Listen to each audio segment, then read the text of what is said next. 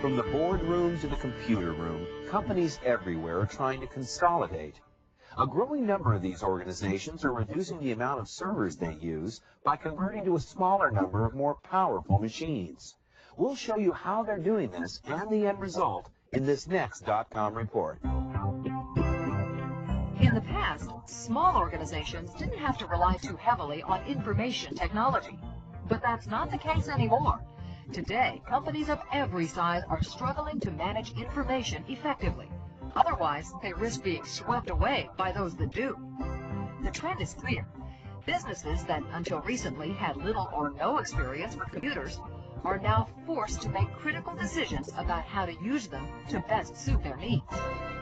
Currently, an increasing number of these companies are discovering that they do, in fact, need high-end computing power. But they're also realizing that that kind of power often comes with a high-end price tag. And the problems don't just end with price. Some of the most difficult decisions revolve around the management of PCs. The fact is, complex networks of PCs have become an integral part of most businesses. Add on the fact that the internet is now becoming an extension of these already complex internal networks, and the result is a maze of technology products that have to work together and have to do it smoothly. Sometimes it can seem like an overwhelming task. Perhaps the best way to manage a complex and diverse computer network is with the use of a server.